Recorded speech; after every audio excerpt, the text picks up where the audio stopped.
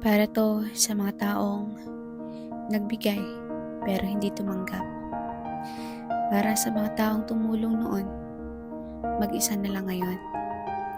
Sa tuwing ang kaibigan nangangailangan ng karamay, lagi kang andyan, inaabot ang iyong kamay. Mga panahong nangangailangan sila ng tulong financial, todo bigay ka kasi alam mo ang feeling ng hindi tinutulungan. Kakamustahin kita ngayon. Sana tumatanggap ka rin at hindi puro bigay. Pero kung iniwan ka sa ere, okay lang.